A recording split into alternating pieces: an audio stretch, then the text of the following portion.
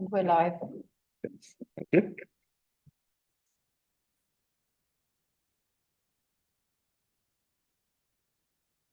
Good evening, everyone, and welcome to this meeting of the London Borough of Newham Overview and Scrutiny Committee. Can everyone present hear me, which I assume you can? And those viewing online, can you all hear me?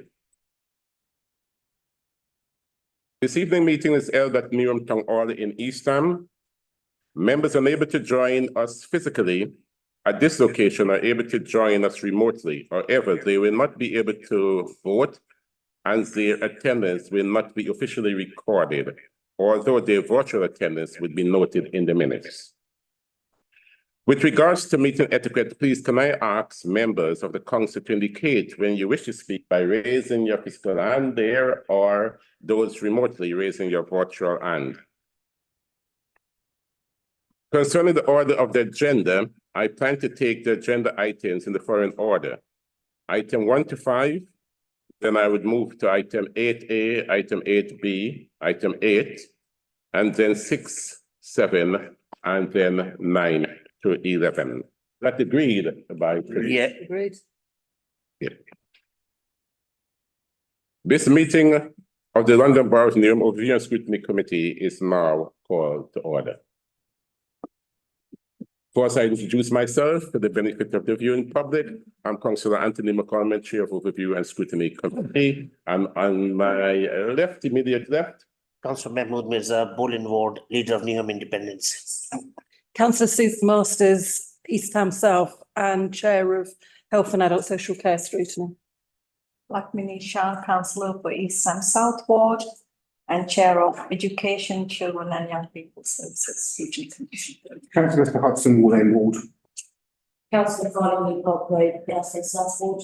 Councillor Terry Paul, Stratford Ward, Chair, Crime, Iran and Transport, Scrutiny, and also Vice Chair of the Audit Committee Chair. Councillor and supporting me this evening is Artemis, who is on my immediate right, and we have our SSO, Court. Now, I recognize the Mayor, Conrad, who is a Section 151 officer, and I'm looking, oh yes, our new monitoring officer. You want to give us a wave so everyone knows who Rachel is? Rachel, and this is your first meeting of Overview and Scrutiny Committee. We aim to impress you. Okay. Thank you. Okay. And when officers speaking for the first time, please, can I ask that you give us your name and position within the council for the benefit of the viewing public?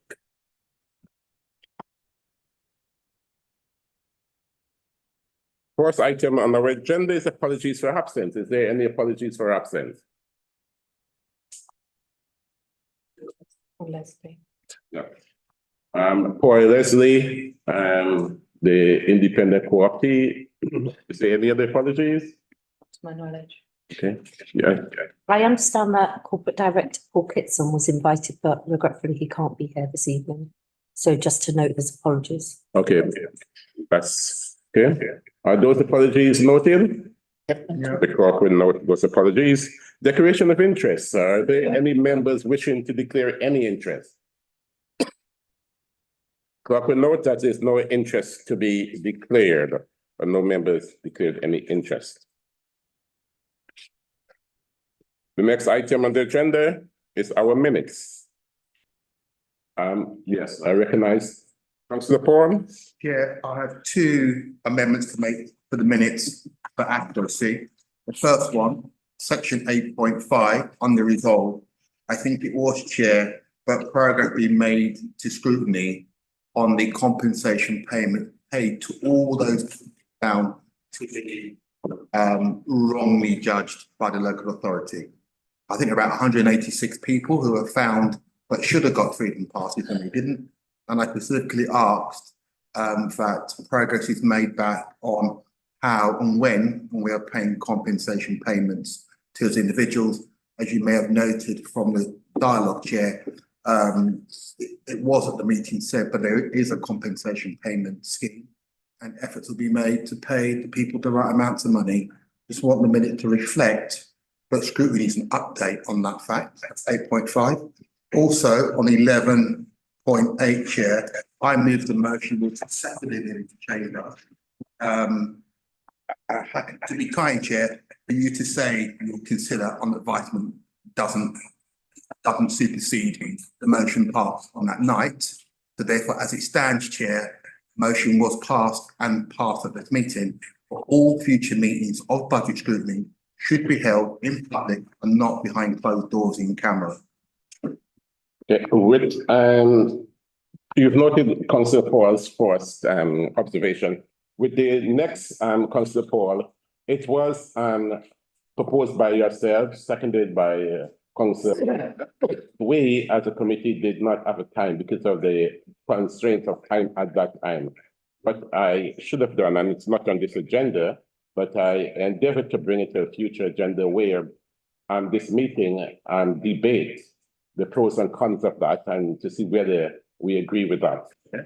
A motion was passed and seconded. I think it's for the committee to vote on the matter, less so a debate, Chair. I want that recorded. Okay, and that is what I just said. Debate, Chair, We would bring it to a future meeting. for a vote, not a debate, Chair. I bring it to a future meeting, Councillor Paul. Chair, sorry to labour the point. At a meeting, Your point is well noted in the. and I'm You know- making the point, Chair, you seem to be evasive in your language. A vote was passed and seconded by this committee. The next phase would be a vote by the committee on that proposal. It is not therefore for a debate, it is for a vote, Chair. Okay. As I understood it, and I don't want to dwell too much, you proposed, Councillor Moses seconded, and the committee did not have the time to discuss it. It was not discussed. That discussion at a future meeting. I can assure you, Councillor Paul. For a vote, Chair. Yeah, we'd have to have a discussion before we vote. Thank you, Chair. Okay, thank you.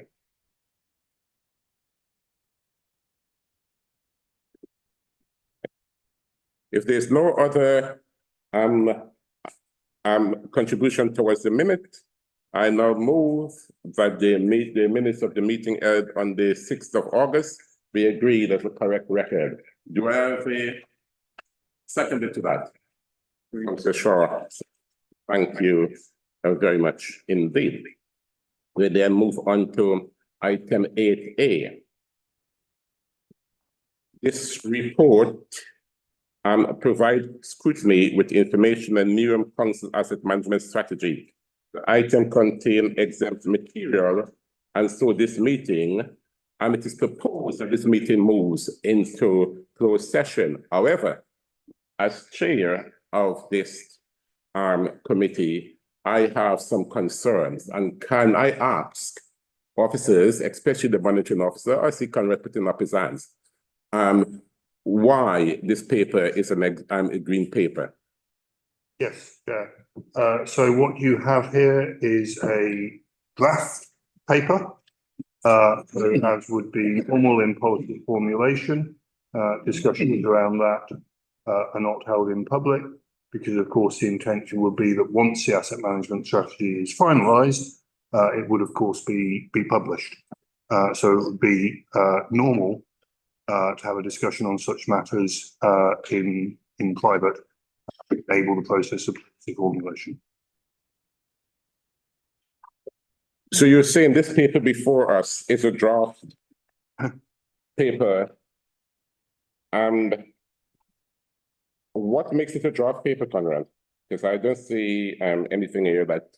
It's not been signed off by the council through the ordinary process, so it's part of the regular liaison with scrutiny in order to discuss proposals at a formative stage, in order to ensure that the final version is as good as can be.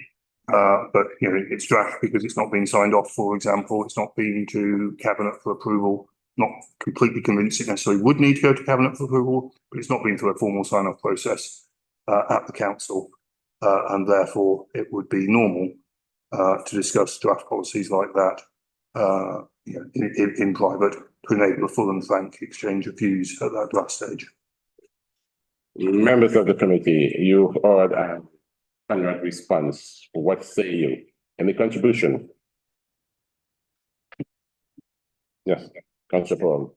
I always thought that papers given to scrutiny are always signed off by officers.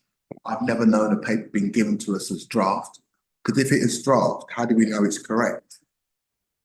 You don't know it's correct, it's draft. The committee asked for information on it. So this is the current stage of the policy. So it's not that scrutiny has to sort of, well, I'm not quite sure whether you expected a finalised policy or not. The point is there is not a finalised policy. So it seems eminently sensible to involve scrutiny in the process of discussing what that final process, policy and strategy should look like. But that wasn't agreed, that wasn't the understanding. If someone had come to us and say, this, we're going to give you this paper under the guise of pre-decision scrutiny, then I would have understood that it's a pre-decision and it's supposed to be in green paper, etc. We were not told. And when I read this paper, I read it in all good faith, and I looked at the content and I'm thinking to myself, what is A that warrants it being a green paper? Now you're saying that it's draft. Why wasn't that communicated to us before? That is draft. Why wasn't it communicated to us before that it's for pre-decision scrutiny, which we didn't ask, but if you recognize that it's for us to make our input, which we always welcome the opportunity to make our input, provided it's taken on board, then we could have been told before, and I would not have been having this conversation now. I apologise for the oversight, but the conversation would have been the same had we had it a day, a week, or whatever ago. But I apologise for the oversight about not making that clearer earlier. Yeah. Thank you, Councillor Zulfikar Ali, Governor for Finance and Resources. Yes, thank you for raising that point, Chair. But I think, as Conrad has explained, this document has not been signed off. And if you look at the note, the covering note that Giles sent, it clearly states that this is draft strategy, federal confidential use. And I think in the spirit of sharing information as early as possible, this was seen to be helpful, and that's why we did it. But the note that accompanied the paper clearly states that this is internal, and this is draft asset strategy for internal confidential paper, which hasn't yet been formally approved. That's noted in your pack there.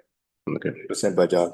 Thank you, Sofika. I wish to bring this to if no other contribution from colleagues. If there's no other contribution, I would on this occasion take it as a draft and it therefore remain on green paper. All I would ask is that next time we avoid this confusion. Okay. So if we treat it as a pre-decision scrutiny, colleagues, and an opportunity to have an input in that, can I have your assurance that our recommendation or input would be seriously considered? Of course. Good, thank you. Can we turn off the recording, please? Yeah.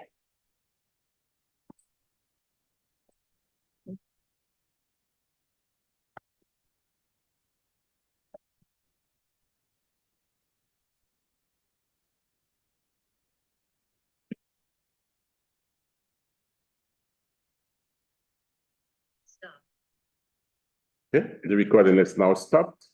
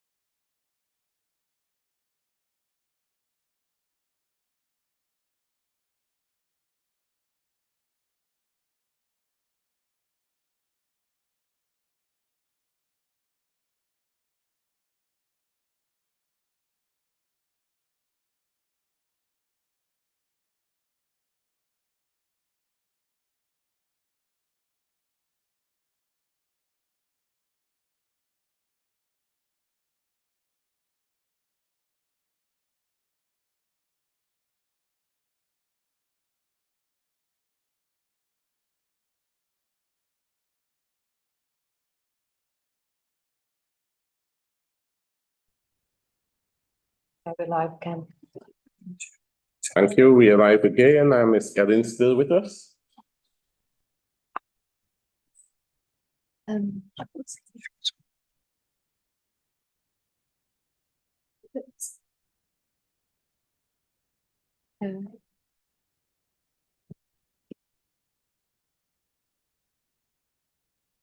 Yeah.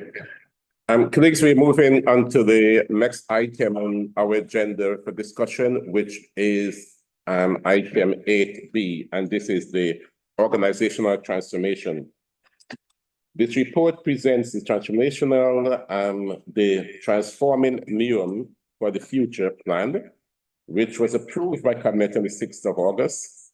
The transformation plan sets out the strategic initiative necessary for NEOM to meet its culture and its future challenges. These challenges include financial sustainability, improving service delivery, and resident satisfaction, and enhancing operational efficiency. Can I ask in no more than 2 minutes, the mayor or the designated officer to present this report to us, to set the context?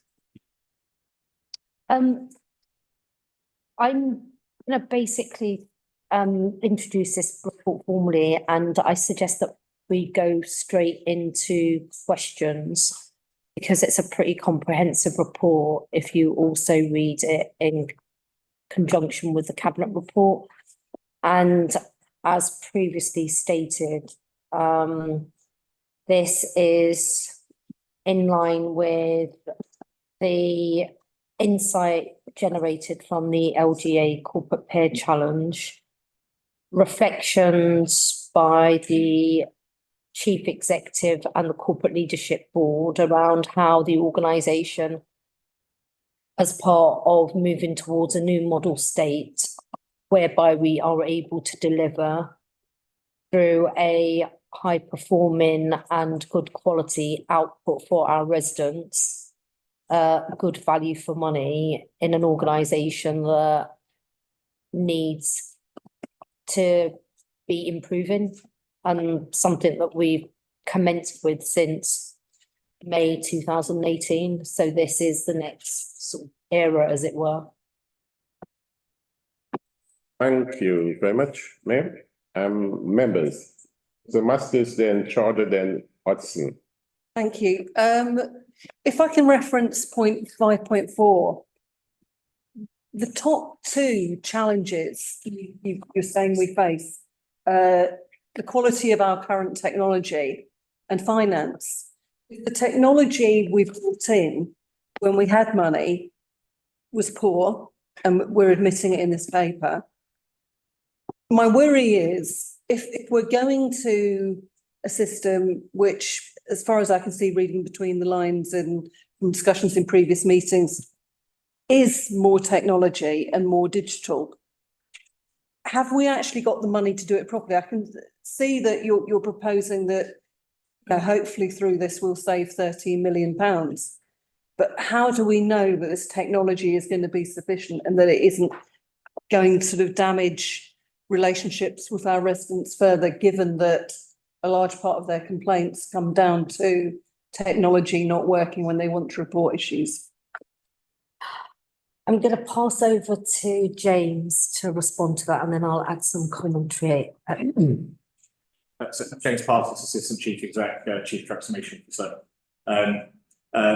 It's a known organisational capability gap, without being too jargonistic about it. There are significant legacy challenges around our technology estate, linked to some long-standing and pretty significant historic decisions made as part of the sharing of technology services in one source, which were made with kind of good intentions at the time, particularly around efficiency and sharing of background services at a time when that was quite a popular method of reducing costs of those services, which over a pretty substantial period of time has left us with what is called a quite significant technology deficit and gap. Now, that's a lot of technology replaces word, but in essence, what it leaves us with is a number of systems that are either end of life,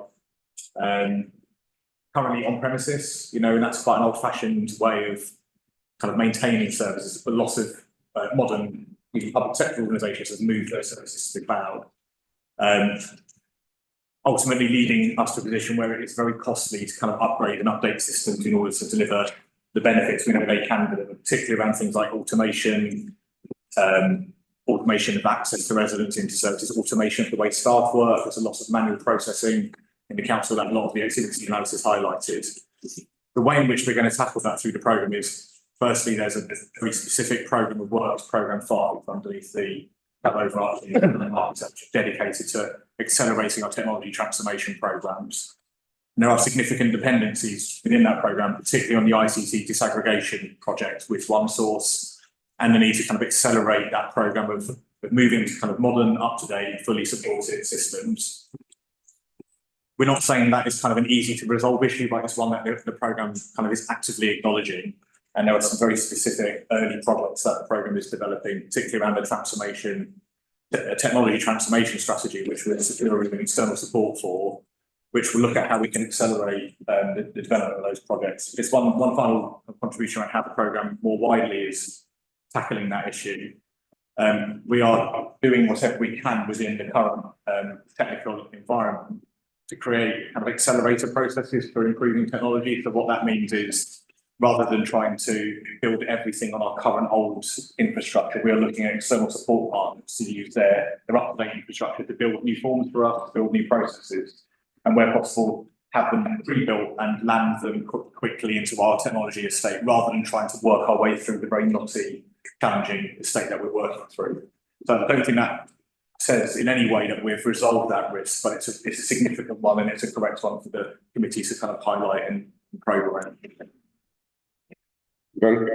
I'm just really concerned that with our financial constraints, we're not going to be able to afford the appropriate know-how to actually sort of bring about that transformation. I think there's a huge area of risk, and also the kind of consultation that's been done says that our residents don't want this huge expansion of digital, and that's been clearly sort of shared in the papers. So how are we going to take them on the journey? Yeah. And then I'll.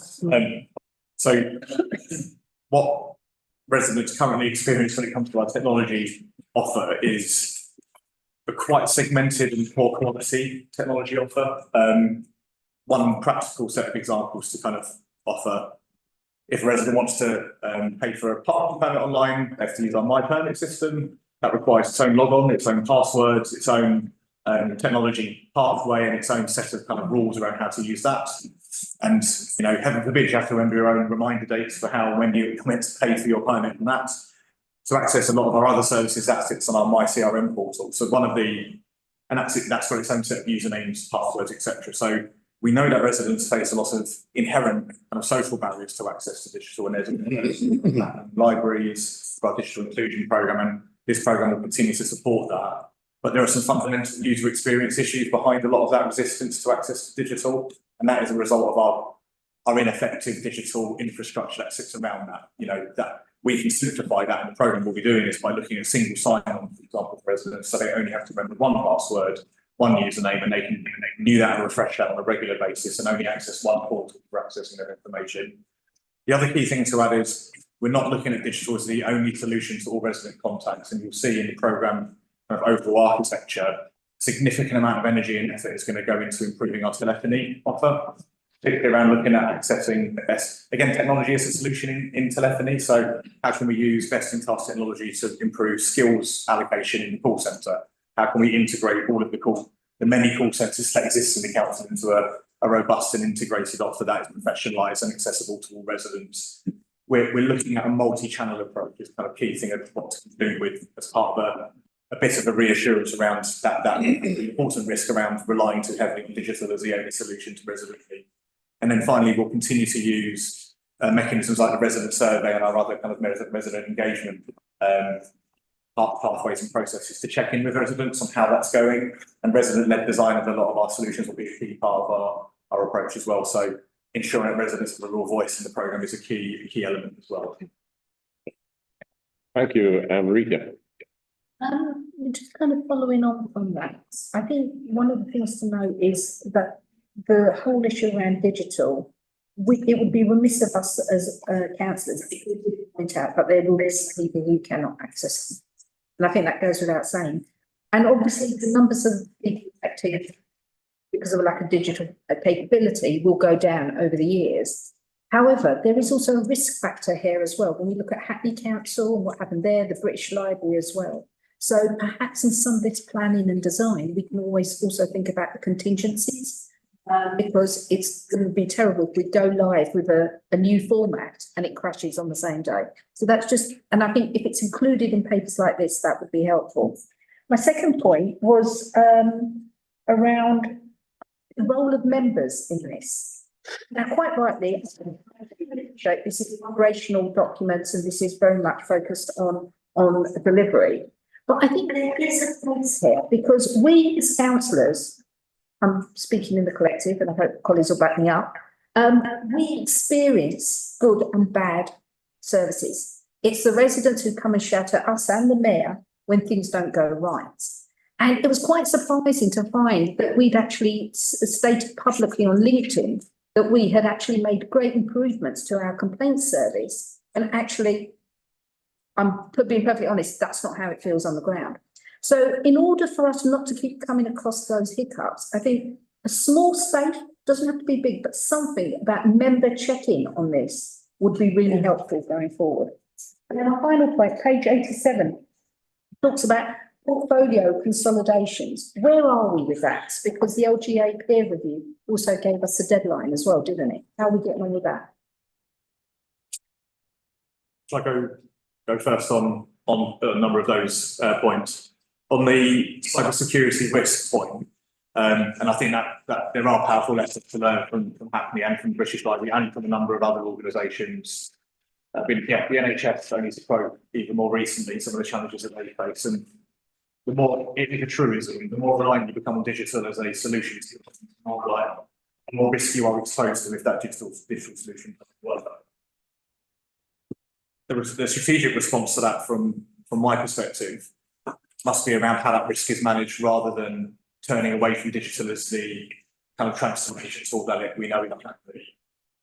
In Newham, our current cybersecurity risk is probably our most significant cybersecurity risks are probably characterised by two core issues. The first being, and this is common in all organisations, that the human element of how users use their systems is one of the most kind of exposed part of your cybersecurity arrangements. And often it's the user who downloads the wrong bit of software that clicks on a phishing email that exposes your systems to risk. And separately, I'm sure the Scrutiny would welcome some further information on how we're tackling cybersecurity around user issues and how staff are being trained on how to avoid that. The second is when you have end-of-life legacy architecture, and that's actually a common problem for the organisation.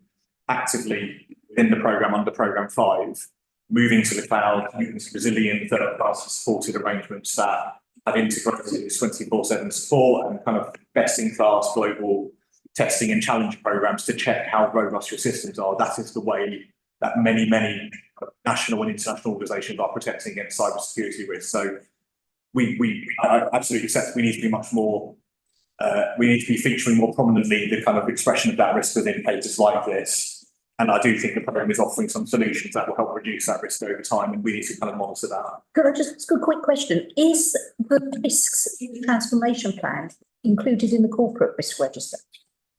So or does it have its own risk register? Yeah, there's a dedicated transformation risk register highlighting the emerging risks from this programme. I believe the next report for those risks is going to the next audit committee. As part of that review, any strategic risks that need to be escalated to the corporate risk register will also be discussed and brought forward through that, and we'll continue to develop and share that.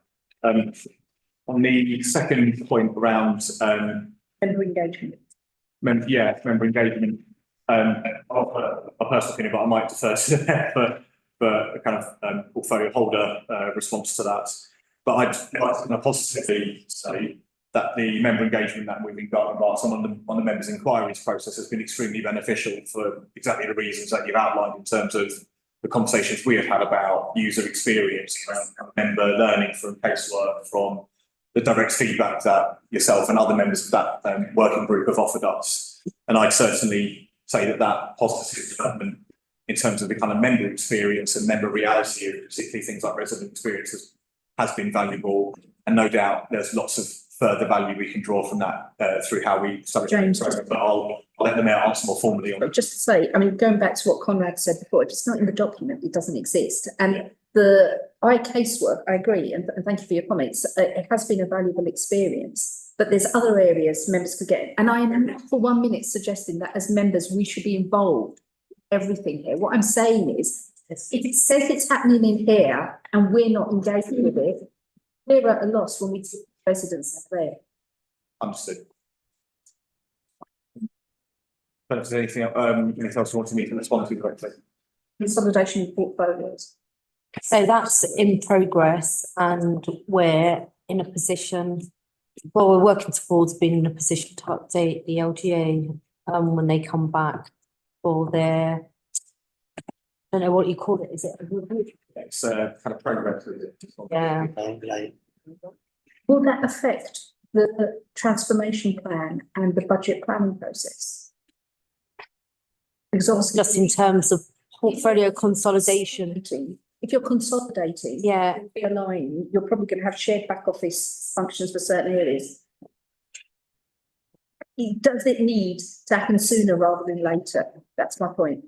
Because it's going to have a knock-on effect on everything else we're doing, isn't it? The transformation, the budget, etc.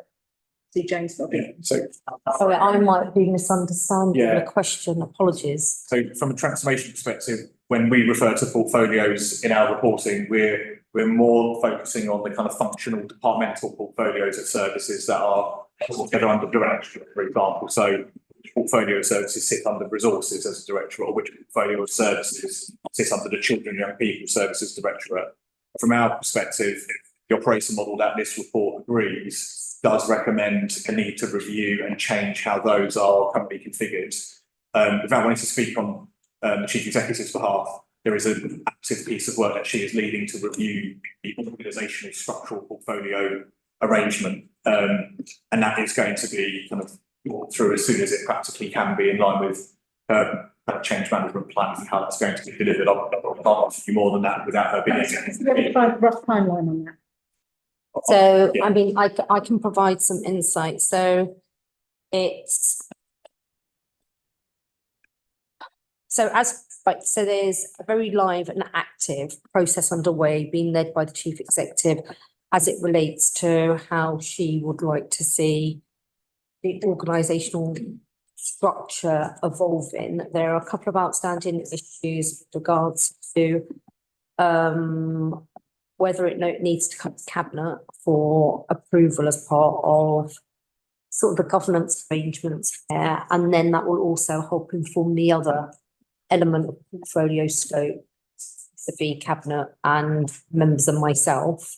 And there's an active piece of work in addition to that top tier underway, as I understand it, by corporate directors as it relates to their tier 2 and tier 3 officers and how that will shape their service areas in order to deliver against the transformation plans and with an eye to the financial constraints and pressures facing the organisation to ensure enhanced and accelerated efficiency, if that helps.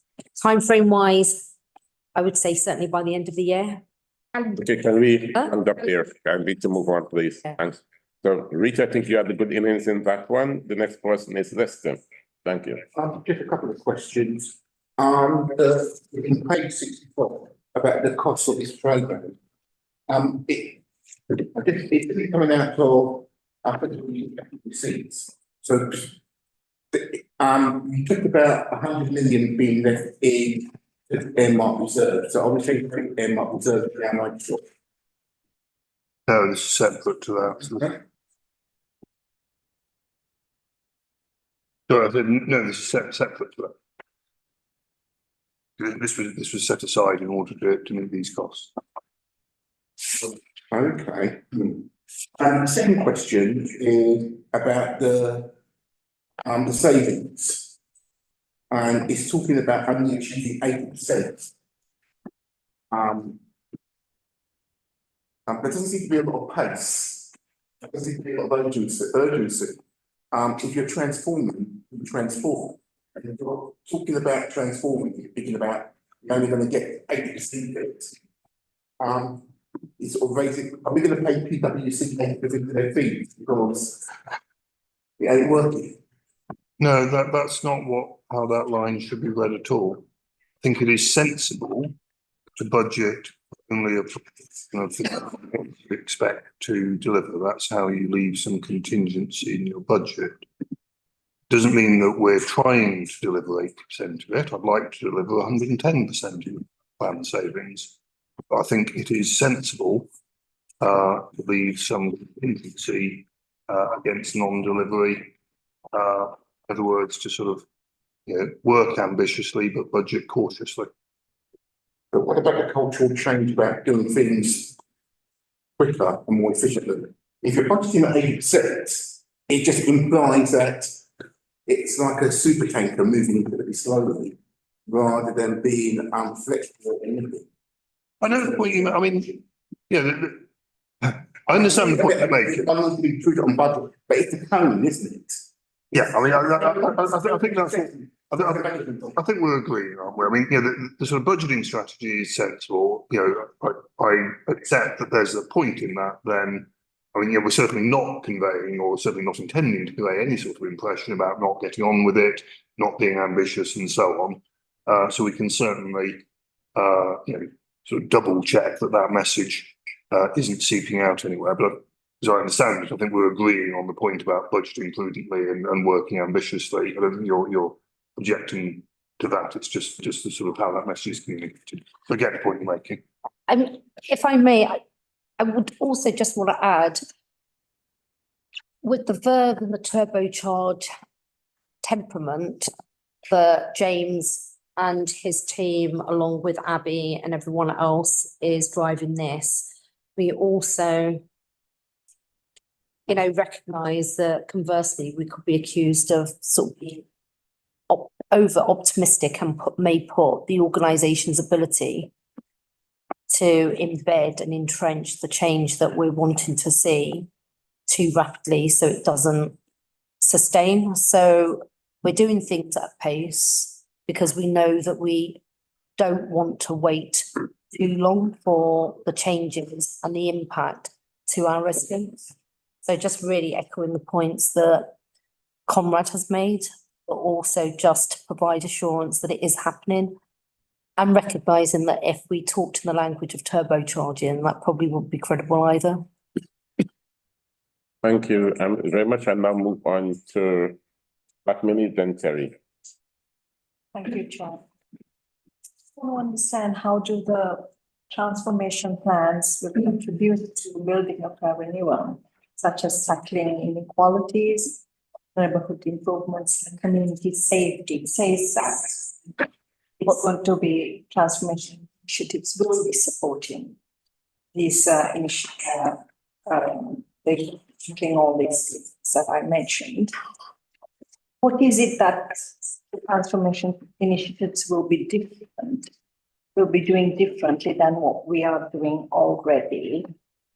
And the second part is in residents and no residents behind due to a lack of digital skills.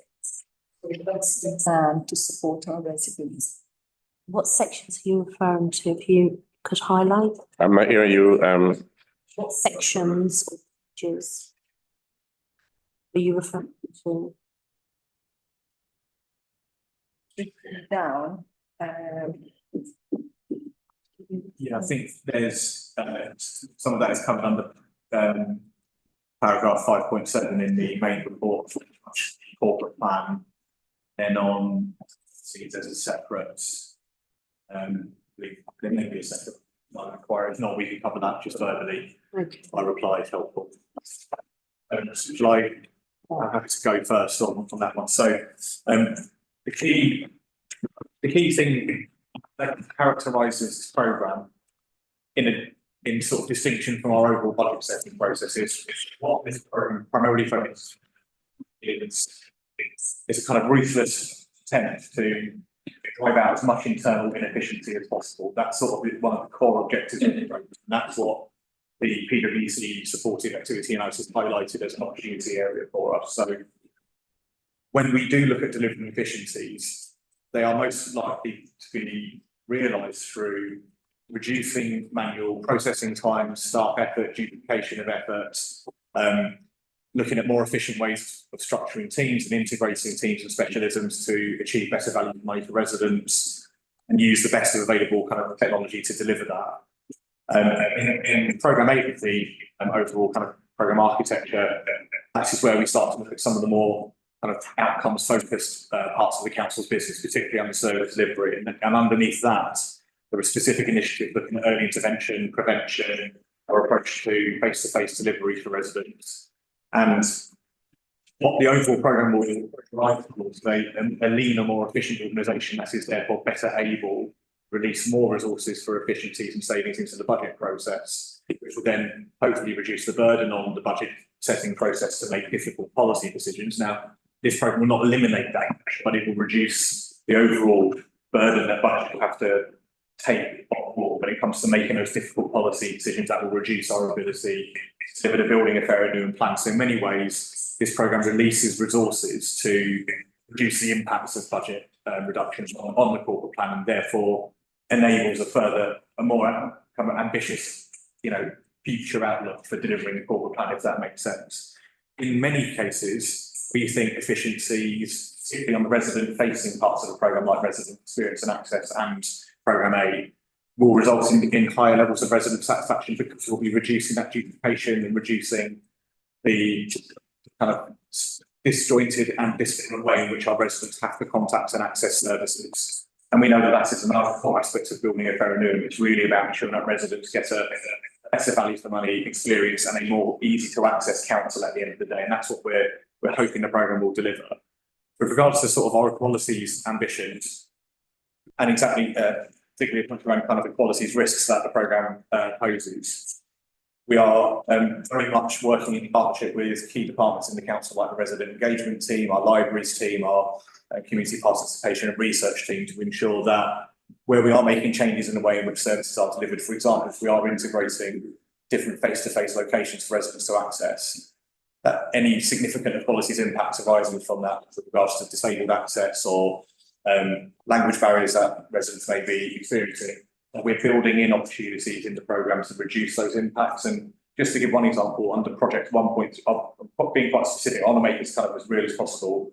Project 1.3 speaks to our desire to improve information access and guidance to the residents. That's a really important gap in our current kind of organisational offer to residents at the moment. There's a range of different ways in which residents receive information, advice and guidance. Not all of it is easily accessible at the moment. Lots of residents don't have this sort of language skills to interact with that part of our offer. The website isn't particularly helpful as a tool. And actually one of the key improvements we're going to be delivering to the website is a multi-language, easy to read, accessible for residents to use going forward. So what we're trying to do is wherever we're making the efficiencies within the programme, we're also building inequalities as a kind of key consideration. And the final point I want to make is in the operational slides that are appended to this report, one of our 5 key design principles for the whole programme is ensuring that equalities remain central to our design thinking wherever we are making changes to services. So we'll keep that principle at the heart of everything that we do. Sorry, it's quite a lot of questions, a lot I could say on that, but I hope I'm giving you some level of specifics that can help you understand how we're thinking at this early stage in the programme. Thanks. And I need to move on. I'm afraid I'm already against time on this. Kerry, can I ask you to be short and sweet? Yeah, one comment, one question, Chair. The comment is, James, on the back of some of the answers you gave to Rita, what I reflected on, there seems to be a drive to digitisation of computers to solve interactions with residents. What I will say, there's often a simpler solution, right? If you approach it from my 80-year-old mother trying to navigate the parking system who doesn't do computers, doesn't work, right? So rather than you sit down and say digitisation, whatever, parts of our organisation, our service, our residents interact, it doesn't work. Right? And I guarantee anyone here, go on the website now and try and book your parking ticket or work it out. It's not good. That's just a comment. I think we should start looking technological answers for basic. My major question is this. The Cabinet did this report, passed it on the 6th of August, I think. So obviously it passed it on historical information. Since that Cabinet report, which is talking about a £39 million transformation.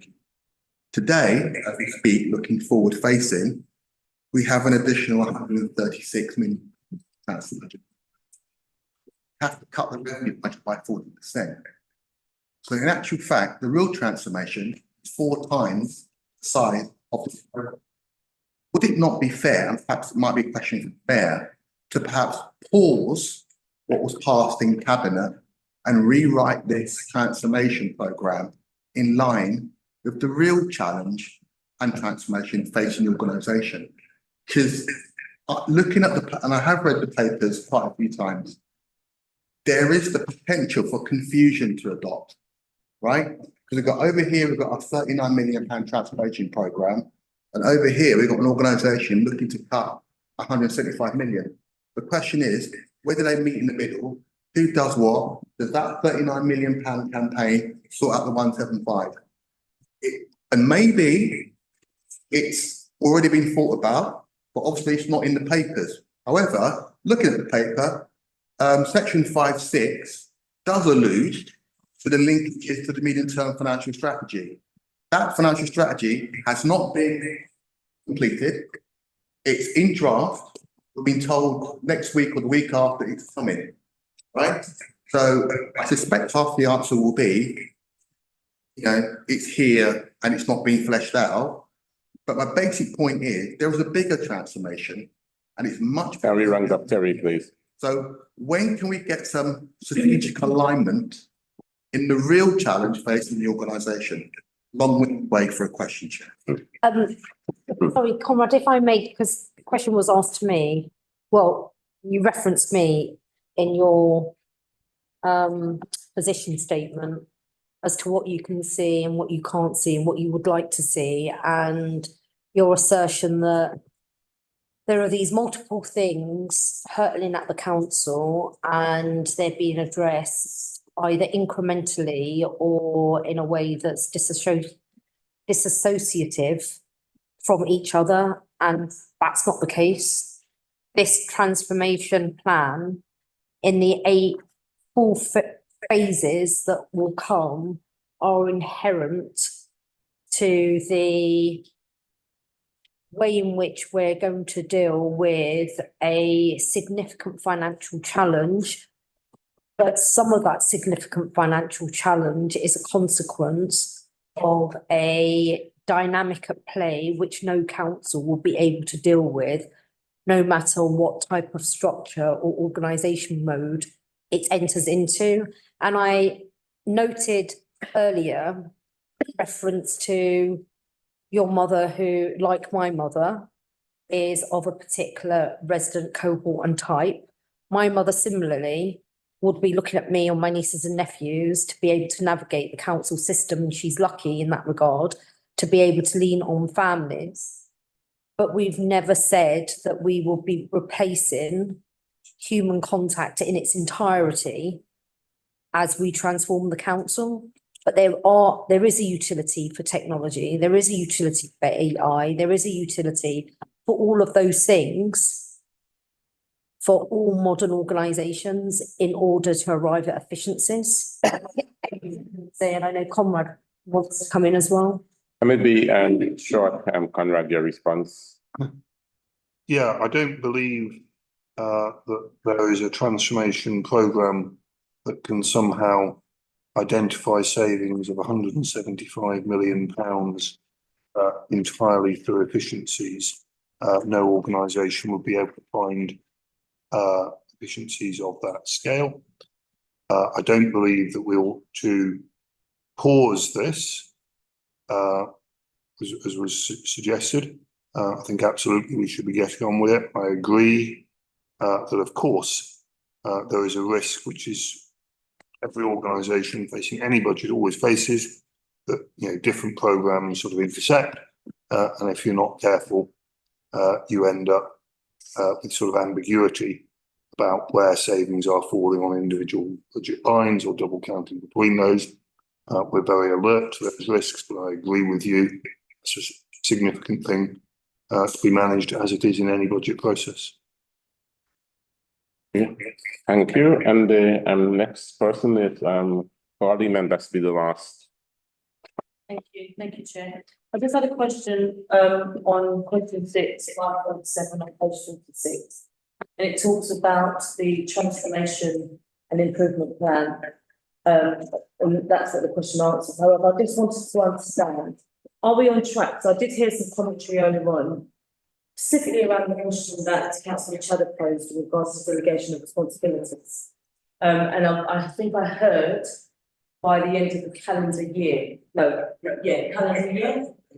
But looking at the document, the action plan, it states here that it should have been 30th of October. So I just want to understand, are we on track to do what it is that we said we were going to do? Because what I'm reading in various different documents doesn't correspond to what I'm hearing in this speech. Yeah. Which page are you referring to, or section are you referring to? Which document? Page 46 in regards to transformation. But my actual question is based on a document that we received regarding the action plan for the LGA. Given the commentary that was given in this room, it's not actually written in this space, apart from on the improvements part, it does state the delegation of responsibility. And I just wondered the timeline in which we heard and was made to the public doesn't correspond with the documents that we were sent previously, not for this meeting, but previously. Okay, so 30th of October. all right, so to reiterate, I made a reference to portfolio scopes and assignments. That's a work in progress, and that will be ready to be, that's work in progress. And there will be an update provided to the Care Challenge team when they come back to the council as part of their review and check-in. And that will conform to the 30th that you're referring to. And I'm understanding you meaning, I'm understanding that to mean the LGA Corporate Care Challenge Action Plan that the council issued as it relates to that particular item, alongside other items. And then the end of the year comment was in relation to a wider chief executive led restructure that she's undertaken with regards to her corporate leadership board and the organisational hierarchy, as it were, and where officers will sit within which types of departments, service areas that will likely complete by the end of this year. That's what I understand. Can I just come back to you, James, then? Because just listening to what the Mayor has just said, according to this document, that should also be at the same time, 30th of the 10th. So maybe we can have some clarity later, because in the document we received, the dates are all lined up to the same date. The only thing that should have been by the end of the year is the constitutional review. In regards to that chief exec-led review of the corporate leadership team and functional structure for the council, that wasn't in scope for the LGA Peer Challenge Action Plan. There wasn't an action relating to that. So the LGA Peer Challenge Action Plan was specifically focused on the kind of cabinet portfolio level scope review exercise, and not the organisational restructure exercise, which has been referred to. Just for clarification. Thank you. Thanks. Can I, before I sum up, can I ask a question to the Mayor, to Conrad, to James? Is there anything that you've heard from the scrutiny benches this evening that tweak your interest to say, you know what, let's go away and try that. Let's do that. Let's, is there anything? Yes, James. Just on the overall observations from Scrutiny on the need for kind of expanded pace and delivery of savings through this programme, I just wanted to offer kind of an immediate response to that, because that's the big question for the programme. If this programme isn't offering kind of meaningful, strategic answers to the budget challenge the council's facing, that is a kind of existential question for this programme to answer, and we need to. What I would say is we need to continue to have that question, and I welcome the challenge from Scrutiny on the scale and scope of it. One thing I wanted to kind of just offer up quickly as the savings that are being offered up in the August report that you've got access to only relate to programmes 1 and 2 within the programme. There are 6 additional programmes. Not all of them are savings focused, some of them are enabling focused, but I particularly want to kind of highlight programme 7 and 8, which focus on our third-party spend and integrated service delivery. And those are programmes that we absolutely should be seeking to drive as much efficiency through the transformation principles and the adoption of the programme that's going forwards. And I just want to kind of say to, to respond to Scrutiny directly, the challenge that I'm hearing is very much well received, and the programme is rapidly mobilising the business case development process for those 2 additional really key work streams. And I would really, very much welcome continued input personally as a sort of lead officer for this area from Scrutiny, and how those programmes very much help us expand that scope. The other point I'd like to kind of just say in terms of tweaking interest is the contribution made around practical basic solutions to basic problems being a kind of principle that we adopt. It's a very helpful reminder for us in the programme to kind of stay kind of cognizant of those sorts of opportunities that appear to us. And I just want to offer one quick kind of example as a response to that. One of the key things we've discovered early on in the resident experience programme is our homelessness applications process. It's a very process-driven example, but it's a useful kind of symbol of the sorts of changes we can make very simply that can deliver significant efficiency. Because currently, the current process is a resident fills in a form, that form turns into a 10-page PDF. That form is online, by the way. That form turns into a 10-page PDF. That PDF is then emailed to the HPAS team. And, this is a genuine reality of the current process. A member of staff in that team manually copies the information on that PDF form onto a back office system. There is a very simple, not complex, not AI, not chatbot related answer to that problem. And that is a simple, basic service improvement, process improvement opportunity that the programme is actively tackling. And I just want to offer that response as a kind of, you've offered a very helpful challenge to the programme. We are seeing examples of that within the programme environment, and we are very keen to kind of accelerate as many of those opportunities as possible wherever we see them. Okay. That's a useful dialogue for us to maintain. Yes. Thank you. And the reason I asked the question as chair, listening to the conversation between the Scrutiny benches and the executive, sometimes I'm left wondering, is there anything that the executive has taken on board? Because as a governance partner, as a check and balance, we're here to tease out and also to give you useful suggestions. And so that is why I asked the question. But I'm pleased to hear your response that we are adding value to the process. Conrad, and then I will sum up. Since I'm such a cooperative chap, though, can I perhaps... But then I didn't get that, Conrad.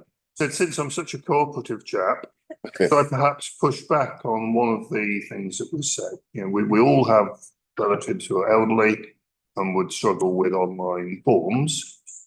We design our systems to allow them, face-to-face or telephone contact.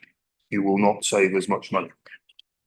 Most, not all, most of that generation of people have, as has been said, sons and daughters and nieces and nephews and grandchildren who can help with that, and we can make systems online as simple as possible. I just offer it as a challenge back. I acknowledge the point. We don't want to set up a system that people can't access, but equally, if you start from a design principle about we must make sure that they have as much access as they can at the moment, you are adding cost in of people to answer phones and run manual processes and so on. So I just offer that as a challenge back when it was made.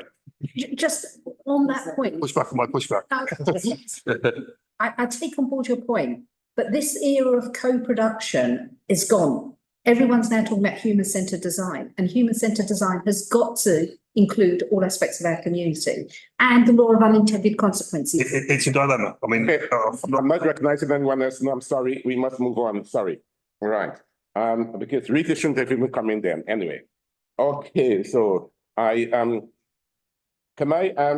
so what we're hearing, James, what you're saying is that there's a legacy challenge. Technology is not fit for purpose. Basically, what you're saying, the one sourcing, what we did, left us behind, and you're now trying to develop our technology to fit this day and age that we operating in. Resident experience, you said, you're telling us it's fragmented, fragmented, is poor, and because of the inherent barriers, which we all know and can testify to. Okay.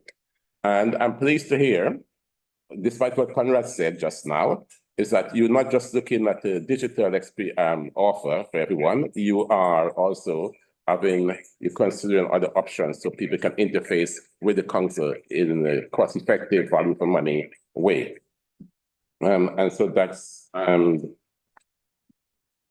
it's also, Councillor Paul, and I don't want to go on that, which I agree to some extent about the transformation, but James, you picked up on that anyway, in terms of the speed of the transformation against our financial pressures. And we on these benches are very, very concerned about that. Us with the executive, but we are the checks and balance, obviously, so we have to be concerned about that.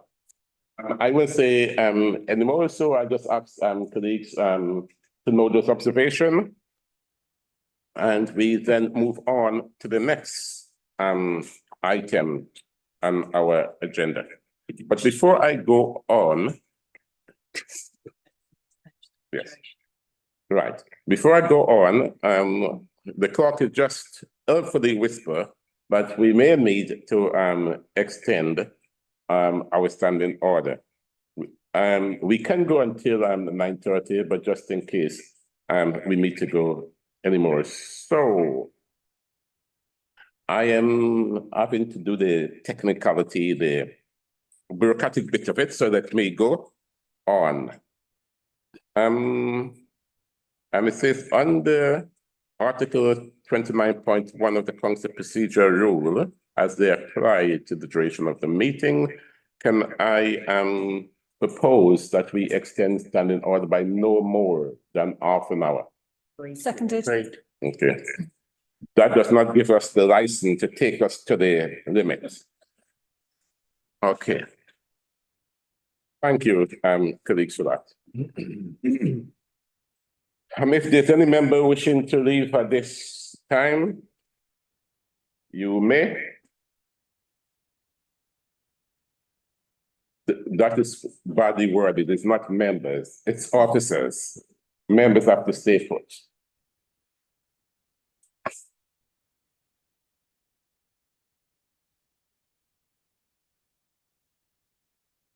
I think we now move on to the climate emergency item on our agenda. And for this, we have the Mayor Roxanne Fiaz, and we have Joanne Whitworth. We have Conrad, of course, and we have Adelaide Richards. Yeah, Aled. Yeah, nice. Okay. But we have Jacob here. So can I ask whether it's John or the Mayor to introduce the item? 2 minutes, John. A couple of minutes. Well, you've all seen the report, which gives starts with a summary of the Just Transition Plan, and you've also had a copy of the plan.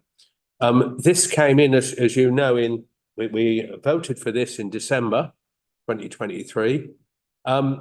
Our action on climate goes back actually to our declaration of the climate emergency in 2019, and the appointment, we have an appointment of a manager of climate action, we have here, Jacob Heitland, sort of accelerated and consolidated this process, which led to the creation of this plan, which is a strategy for dealing with the effects of climate change now and in the future.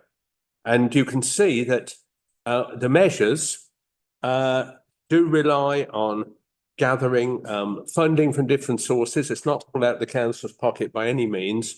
It depends on gathering funding from various sources. And we've got a record of this in the last year because it's been carried out by a team of 9 persons. And it says that the total salary, because we're interested in finance at the moment, total salary, £400,000 per annum. And it does give, so far in recent months, we have had, this team has gathered in £4.7 million of funding. So as far as finance is concerned, I think we are quite assured that the stream of income coming in and the value of the team in place. And it also talks about what the money is used for. There are various projects listed, and there's also a question of other funding, which we get from Section 106, which is optioned by the team to different projects in the council. Now, the results of this, of course, will be seen, some of them now, others far in the future. But I think I'll just conclude, if I've got 2 minutes, by saying, this activity is absolutely crucial to the borough, because nobody doubts that climate change exists and that climate change will degrade the environment and living conditions. And this plan is designed to carry out measures that will counteract this harm and actually mitigate the damage that it's caused and enable people to lead a decent life. So this expenditure, the work of this team is absolutely essential for the future well-being, I think, of this borough. Thank you, John. Rita, then Lakmini, and Susan. A couple of questions, just building on that, John, Councillor Whitworth, you said that, am I to take it from what you've said that the activity, which I think is to be applauded, I think the ambition is to be applauded, that the activity is more or less self-financing? Well, I haven't got the details on this, but we know, which I'm sure Jacob has. If I may. Yeah, hi everyone. So essentially, yes. I mean, there is some core funding that's coming from the council to fund my role and a couple other team members' roles. The majority that you can see on the kind of organogram, a lot of that from our only core costs at the moment are some resourcing and a small bit of budget to actually do some work. But the vast majority of that funding is coming from external sources, from a GLA national government level.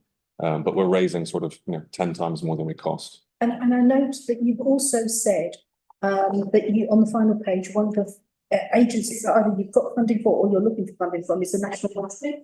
Correct, yeah. 5 million. Yeah. Will that include, or is that completely for the council? Does that include voluntary sector organisations? Partnering with voluntary sector to do that. Fantastic, thank you very much. And my final question, two points. On page 7, you say that this is quite unusual or quite a that this is an unusual plan. It's not norm, is what's implied in this. Correct. And I'm not saying there's anything wrong with that, but with that, does there come some risks that we should be considering as a committee? What are we doing that's so unusual to other boroughs that may lead to a risk of a venture? And then my final point is, how does this relate to our website? Because our website has a carbon rating of F. Sorry, the website. The council's website has a carbon rating of F. Rating of F. 83% of it's bad. So is this the council scorecards you're referring to, or is it the actual website itself? You can now grade websites, can't you? Oh, okay. I'll send you the link. But the fact that we, as our front page, what can we do? Maybe that's an unfair question. Maybe you need to have a think about that into account. So I'll withdraw that question. Maybe. No, keep it, because it's relevant because of the It's of interest, ambition yeah. of the Just Transition Yeah. plan. So I'll address the first question first.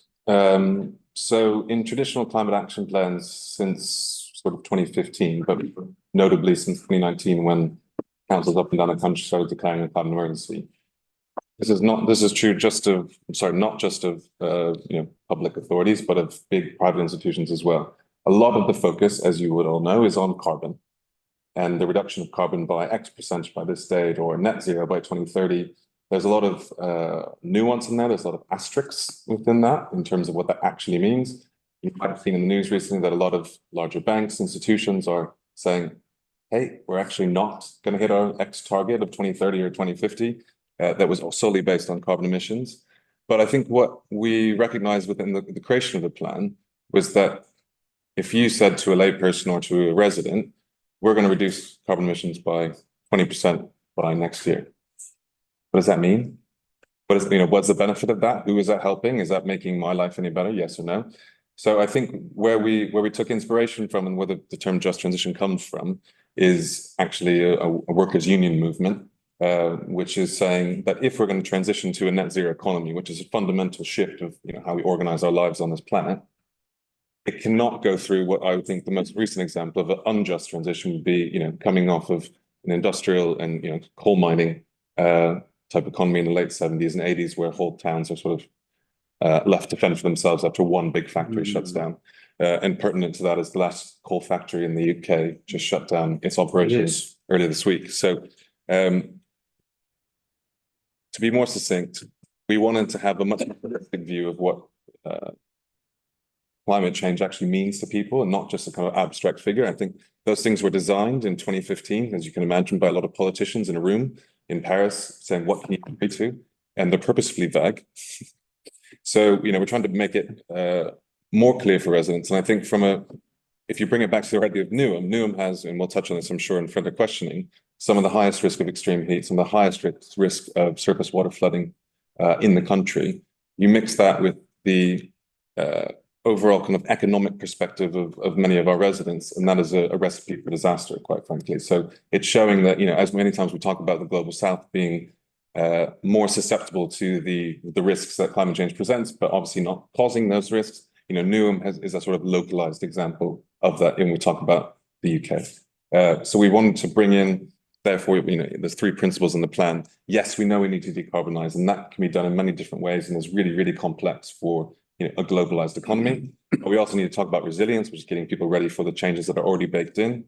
We could wave a magic wand tomorrow and make the UK net zero, but carbon emissions don't work that way. They don't stay within the boundaries of our individual countries. And therefore, there's so much climate change already baked in. We are going to see more extreme heat, more extreme weather, and that will be impacting residents. And then we wanted to kind of weave in the building a fair Newham into that, which is the equity bit. So yes, I can go and put solar panels across our estate, but who does that help? So how do we do that in ways that's actually helping residents and making sure that as people are transitioning to that kind of new net zero economy, there's actual real benefit and tangible benefits for people, residents, etc., on that journey to it. I won't go. I'll stop there if that's helpful. And on the website, send me a link, because I was first time hearing that. Similarly, I'd be really interested, because we appreciate that there is a carbon impact on the use of technology, and it would be remiss if we're not showcasing, in line with our just transition, a technological use that isn't conforming with just transition. Yeah. But there may well be a cost, but I have every confidence in the team to get some money from somewhere to offset that, because of how high performing they are. And I wanted to make 2 points. First, I think the question that you raise around the uniqueness or how exceptional just transition is, because we're the first in this country to adopt a just transition approach to climate emergency, and whether or not there are any risks for us that you need to be alert to. Do yeah. you feel that that's adequately been addressed or answered? No, sorry, I didn't actually answer that, Yeah. but I got into. And then the second, I wanted to say that the value that this team has brought in is a demonstration of the potential that this organisation can get to if we have the right culture across the officer corps in enabling us to drive in more income to help offset revenue pressures in ways that we've been spending revenue on certain items in the past and to date. And that's one active area that we're looking at. Yeah. And sorry, just to come back to the risk question, I actually would say that we've done this plan in preparations for those risks. And actually what I'm seeing across at a London level, at a national level, international level, is the swing from away from actually what we call mitigation, so decarbonisation, getting rid of emissions, to resilience and adaptation. So the kind of it's happening, what do we do now type thing. And I think we're well placed to be working on both of these. But I do believe that we're actually ahead of the game in terms of bringing resilience really core into that conversation, because if we were just sat over here talking about decarbonisation, we'd miss this complete bit, and I think that would be putting our residents at risk. Thank you. And the next person is Susan. No, it's Councillor Shara. Thank you. Thanks, me. Sorry. Thank you, Tony. Yeah, so I think in your team, you're having young people from UCL and we are working. Is that from the apprenticeship levy? Are they going to be paid, or if not, where's the money from? And it also says here that there's some strategic studies happening at all maintained schools, 15 key corporate buildings, EV fleet strategies, Bridge Road and Folkestone Road premises beginning studies. And when the studies are completed, then we need capital decarbonization steps. Where is that? Haven't got it already. And if we don't find the funding, how are we going to achieve our net zero targets? And the final one is, how are we educating our residents to achieve the goal of net zero? Cool. I'll start with TNUL students. So working really closely, as you can imagine, there's a number of departments in both institutions that are looking at climate change overall, and students looking for both work experience as mandatory to their courses as part of master's programs typically, or bachelor's programs as well. We've had both, but at the moment we have a master's in law and human rights with a focus on climate, sitting in our team for 10 months as a mandatory work experience. We offset some costs around travel if required, but that's paid for by the university. On the incredible amount of work that needs to be done for us to even get to the point that we can ask various sources for money, yes, it's a huge risk. It's really unfortunate, the state of play in terms of funding available for these types of things and funding available for public institutions to be accessing. They're highly competitive, they're long and a bit messy to get into and long and a bit messy to deliver, and also require you to actually put a lot of upfront money to do rather technical pieces of work, to then say to government, we're ready, please give us the money to do the work. But in short answer to that, we continue to to do both the preliminary work, but then also raising money through things like public sector decarbonisation scheme work, which we're putting some applications in for now, which raises the actual capital to do that. So we're not expecting the council to be footing the bill for that. Additional to that, we, as mentioned in the report, where we just really unlocked this carbon offset fund, which has been sitting in a very specialised S106 bucket for a long time. But because of legislation around how that money is ring fenced, it needs to be spent on carbon offset measures in some way. So we've just actually worked with planning department to actually bring the management of that fund, which is in the multiple millions of pounds, over from planning over to our team in sort of specialised format. We still collaborate on how we run that process. But that money, actually, we've got a new strategy for that, can be spent on both the upfront works and the actual capital works are required. But I would be remiss in saying that it's a huge challenge. But luckily, with the election, we are seeing a move. DESNZ, the Department for Energy Security and Net Zero, in the right direction. And a lot of stuff that we're campaigning for, London Council's GLA and national government stuff is slowly coming into the mix. And the third question was on, apologies. How do we educate our Yes. residents?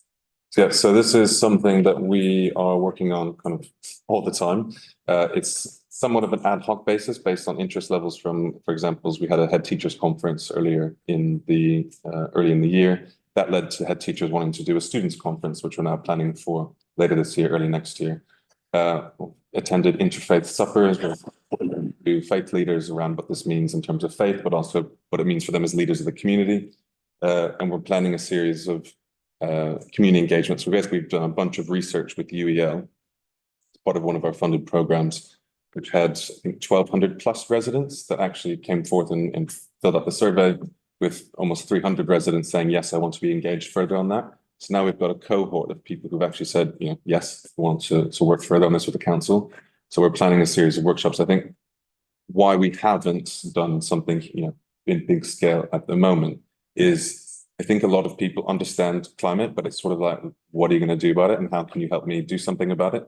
And because quite frankly, we haven't had the tools necessarily just yet, or, you know, previously since the inception of the plan. So, you know, 9 months ago, to give something back. You know, I don't want to just go and say, what do you think about climate change? I think it wants to be a collaborative effort. So we're getting closer to that moment now. I've been running a kind of series of engagements across businesses, residents, schools, voluntary faith sector. So we've done a lot. It's ongoing at the moment, and we're planning to do a lot more. Plus training a lot of internal council officers like adult social workers who are going out into the community. Yeah. Thanks, Sue. Right, I've got 2 points. I mean, a lot of what I've heard so far has been really positive. You're bringing in more money than this is costing to do, which of course is music to our ears. I guess my 2 points are, and you kind of touched on this earlier, I couldn't believe it when I saw the slide in the pack, slide 18, where you're talking about Newton being the second most prone area to extreme heat in the UK. What is that based on? Where's that come from? And then my second question is, we've done a lot of stuff so far, and a lot of it, particularly in our ward, has not made our residents tremendously happy. A lot of our work around, you know, parking and, in fact, you know, parking policies in general. And I'm just wondering, the stuff we've done so far, what has the impact been? Can you sort of speak to the residents who are tuning in today and say that it has impact on things like, you know, the quality of air, the quality of our environment? Yeah. Let me just pull up here. So I'll start with the second question first. So it is worth noting that I'm the Director of Climate Action. I sit in resources. I work very closely. So Alid leads inclusive economy and transport. We work really closely with Richard Wadey, who's leading a lot of the transport work. So we're working kind of directly in collaboration across his efforts, but I'm not leading, you know, low traffic neighborhoods, for example, but we're very supported in there in the plan. I've got some high levels, and I know Alid and I spoke earlier today, but he is going to bring a kind of full synopsis in terms of hard data back to the, I forget the name of the other scrutiny commission, but it's something with some communities and environments scrutiny commission. Apologies for my ignorance on the names of various scrutiny formats, but high level things on those is we're actually reducing driving. So there's a modal shift happening. We're reducing overall levels of motor traffic, reducing car dependency, increasing walking and cycling, improve to pedestrian road safety, and an improving air quality. But what you're telling us is you're taking cars off the cars which are being used for our residents' business and sort of make journeys that they considered important. But I'm asking, and maybe I have to go and crash Councillor Paul's scrutiny to see the data you're talking about, is how has all of this, which has had an impact in some cases on our residents' ability to follow particular livelihoods, what are the positive impacts of that. That's what we're not hearing at the moment. I mean, I can, if you're talking healthy school streets, we can see the positive impacts of that in terms of safer roads, and we can understand how dispersing car arrivals has a positive impact. But I'm just wondering generally, what has been the impact on air quality? Because I don't think we're feeling that particularly. So it'd just be really interesting to see that, but I'm quite happy to wait and go and crash Councillor Paul's scrutiny if I have to do that. Yeah, I mean, without having all the data on that in front of me, I would say that air quality is really localized. So high streets is where it's at its worst, and I think the A13 is one of the most polluted roads in London. That's because of the nature of which people travel. Clearly, it's outside our control. Yeah, exactly. Yeah, but also there's ways in which we're working on potentially being able to influence that. But it's highly localized. So if you have a low traffic neighborhood, the air inside there is going to be distinctly much better. The high street sometimes could be a bit busier at different times, and that you'll feel those impacts. But again, it's also really localized, and if I kind of weave into the heat question and kind of why Newham is the way it is. So in the same way that you've probably heard why East London has traditionally been set up in the way that it has as compared to West London in the terms of smells and prevailing wind, that also has an impact on heat. So if London is heating up all day, that wind then prevails back to the east. So we're getting hot air on top of already what we call the urban heat island effect. So you basically have all these concrete brick materials that warm up, hold the heat, and then release that at night. So again, it's creating a much warmer environment than if you were, say, under a tree. So you've got it's components of materiality, lack of green space, the way in which buildings are built. So if they're just south facing, and you have imagine a 6-story apartment block, south facing, no shade, that's coming into people's homes. That's heating things up as well, because there's not proper ventilation. There's an incredible amount of factors, but those are some of the biggest ones, kind of built environment, access to green space. And because of, sometimes the lower quality of housing stock and you can imagine a tree in Islington, sorry, not a tree, a leafy kind of terrace house street. If that same terrace house street is in Newham, at the moment, there's a lot less tree cover than other parts of London, so that, less shade. And also we've got issues where, because there's no shade, there's also people have concreted over their front and back gardens, which is a huge issue, both for heat and for flooding. So there's a lot of effects going on, but I think I would kind of dub it overall with the kind of urban heat island effect. But because of the makeup of Newham, that's made worse than other bits of London. Yeah, thank you. Number one. Susan, this is going to be your last intervention. Okay. Yeah. It was a really quick question. Yeah. Would I be able to come in? Yes, you come in. I will bring you in after Susan. Yeah. If we're second most, what's the place that is most prone to extreme heat then? I imagine it'd be another very urbanized part of either London or another major city in the UK. So I don't have that. I can find that out, but yeah. John. Yeah, just to come back to the point about the improvement in air quality for measures we've taken, we have got data on healthy school streets, and it is shown that at the times of arriving at school and leaving, the air quality has improved from what it was. That there is much less nitrogen dioxide pollution than there was before. So we have data on that it does work at the times when the children are actually in the vicinity of the school. So that is having a benefit effect on them. Okay. Right. So, Councillor Mother. Oh, yes. Thank you, Chair. My question is, is this the geographical area where we're sitting? We are living in a kind of a sandwich situation, one side of an A46 and one side of an A13. And we also have city airport. Is this not contributing towards the climate and the carbon dioxide? And what impact has this lower traffic neighborhood have made? Because if you wanted to go in a straight direction, if you end up driving 5-7 minutes extra, yes, you're benefiting on the one street, but you're not looking after the area, the higher traffic on the other streets, and obviously they are getting the poor air quality just to benefiting on one street. And the emission-based parking charges we have introduced in recent years, what impact has this provision have made, and where is this money is being spent? These are my questions. Anybody can answer. I'm going to answer a couple of those questions, if I may, in relation to any income generated from emissions-based parking can only be used as it relates to highways and the like. It can't be used for anything else.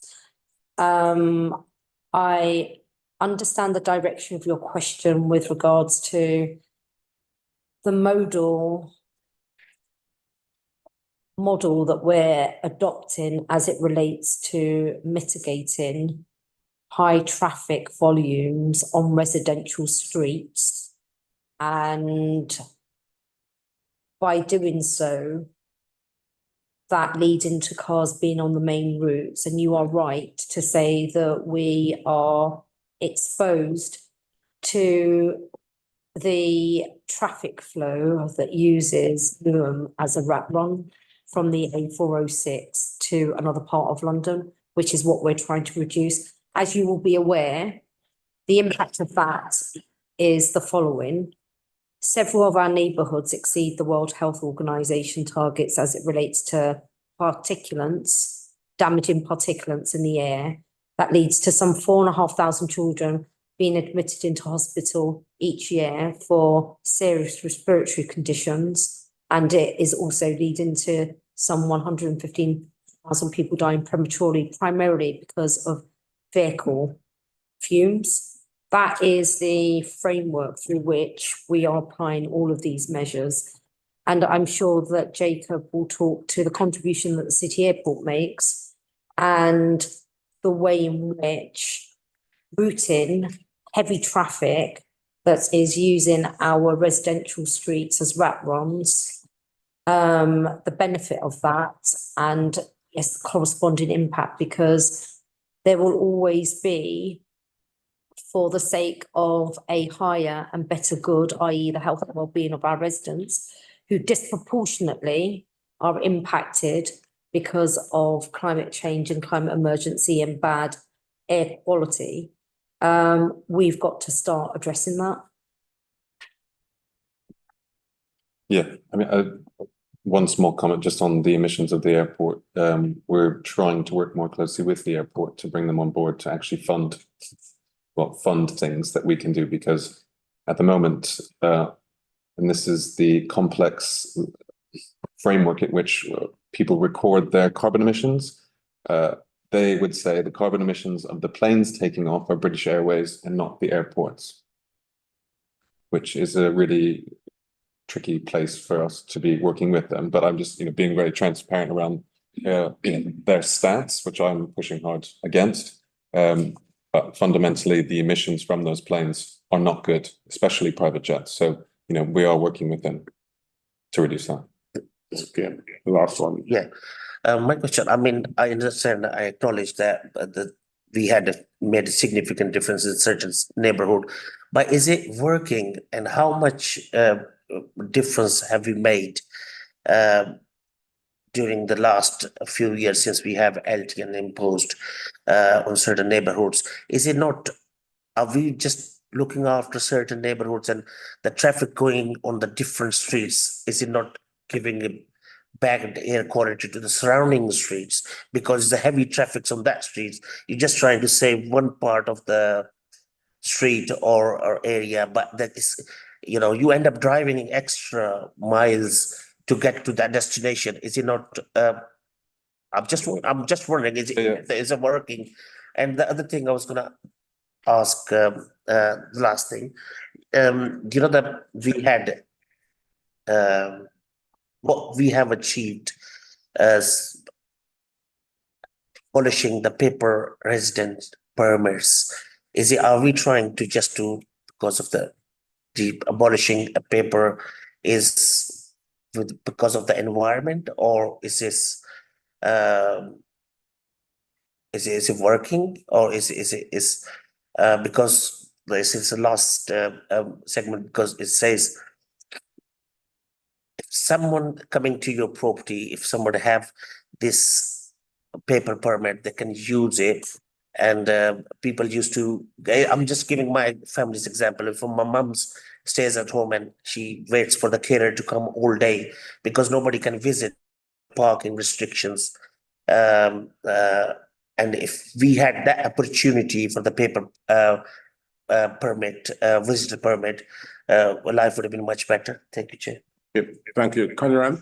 I don't want to be unhelpful, and I mean, Jacob has already given, some sort of general thoughts on the, sort of issues and complexities around low traffic neighbourhoods. I think if we're going to get into a substantive discussion on, I'm not trying to be unhelpful, but in a substantive discussion on such wide-ranging aspects of parking policy, I think the suggestion had already been made that should be picked up at the crime, environment and regeneration. Transport. Yeah, transport.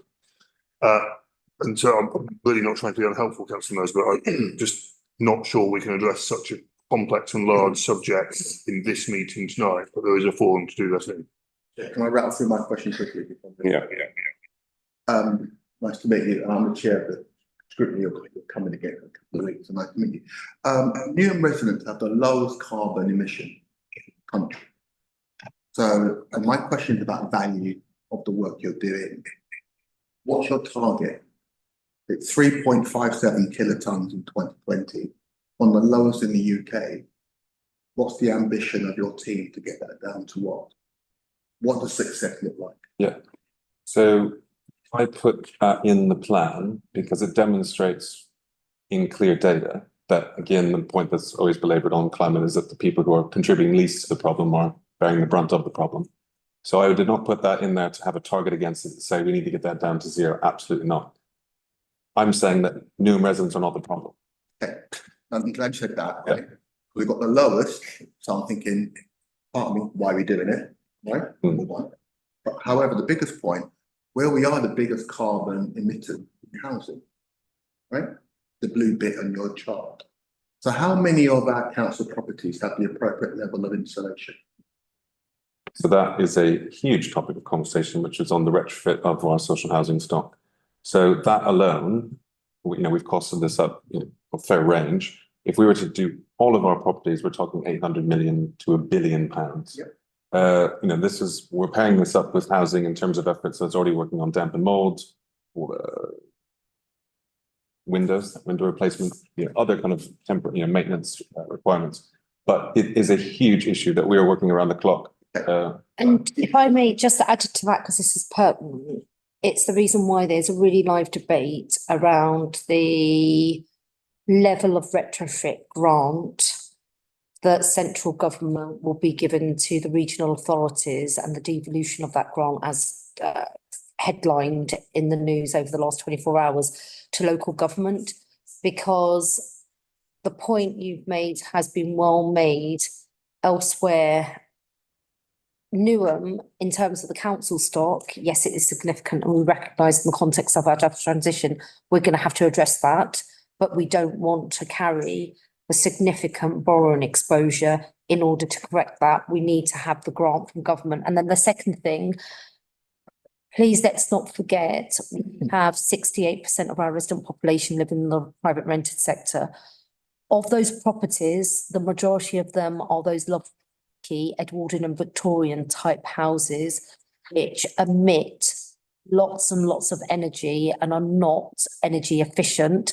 And we need to find a way in which to make those through retrofit and incentivize owners to make the changes to their properties. I was also thinking about our properties. Yeah. Like we might be concerned about it, but we can't do anything about the private sector.